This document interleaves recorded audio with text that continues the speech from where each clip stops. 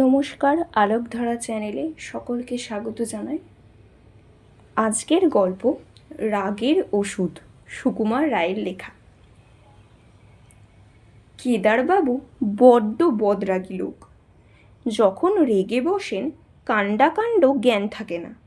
একদিন তিনি মুখখানা বিষণ্ণ করে বসে আছেন। এমন সময় আমাদের মাস্টারবাবু এসে বললেন, কি হে কেদার কেষ্ট, মুখখানা হাঁড়ি কেন? কেদারবাবু বললেন, আরে মশাই বলবেন না, আমার সেই রূপোর বাঁধানো হুঁকোটা ভেঙে 7 টুকরো হয়ে গেল। মুখ হাঁড়ির মতো হবে না, কি তো বদনার মতো হবে। মাস্টার মশাই বললেন, বলো কি হে, এ তো কাঁচের বাসন নয় কি মাটির পুতুল নয়, অমনি খামোখা ভেঙে গেল, এর মানে কি? কেদারবাবু বললেন, খামোখা ভাঙতে যাবে কেন, কথাটা শুনুন না।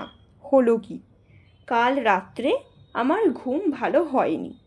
সকালবেলা উঠেছি, মুখ হাত ধুয়ে তামাক খেতে বসবো, এমন সময় কলকেটা কাত হয়ে আমার ফরাসের ওপর টিকের আগুন পড়ে গেল।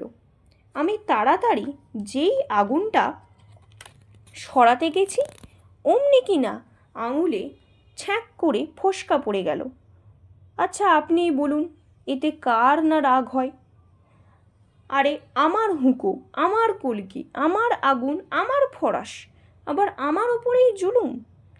তাই আমি রাগ করে বেশি কিছু নয়, ওই মুগুরখানা দিয়ে 5-10 ঘা মারতেই কিনা হতভাগা হুঁকোটা ভেঙে খান খান। মাস্টারমশাই বললেন, তা যাই বলো বাপু, এ রাগ বড় চণ্ডাল।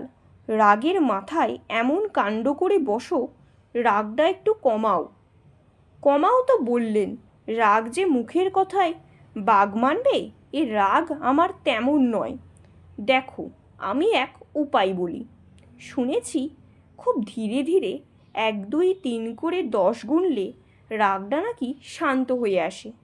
কিন্তু তোমার যেমন রাগ, তাতে 10-12তে কুলোবে না।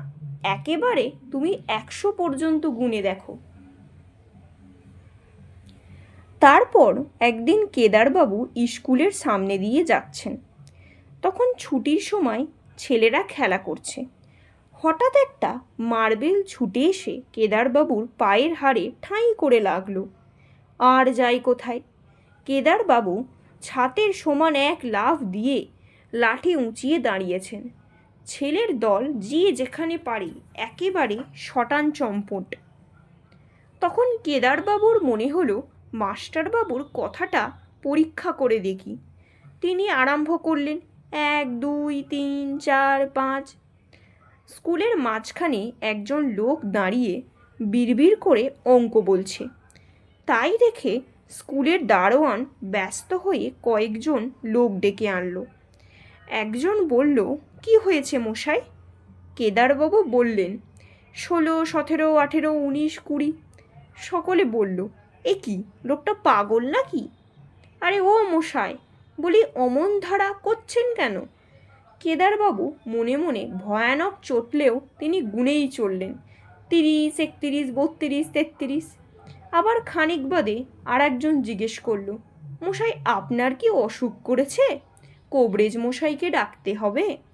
কেদারবাবু রেগেই আগুন, বললেন 59, 60, 61, 62, 63। দেখতে দেখতে লোকের ভিড় জমে গেল। চারিদিকে গোলমাল আর হইচই। তাই শুনে মাস্টারবাবু দেখতে এলেন ব্যাপারখানা কি। ততক্ষণে কেদারবাবুর গোনা প্রায় শেষ হয়ে এসেছে। তিনি চোখ দুই লাল করে লাঠি ঘোরাচ্ছেন আর বলছেন, 96, 97, 98, 99, 100।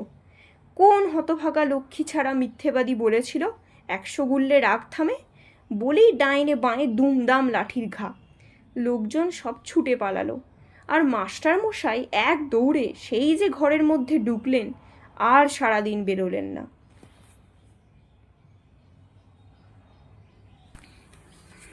আজকের গল্প এখানেই শেষ। গল্পটি কেমন লাগলো অবশ্যই কমেন্টে জানাবেন।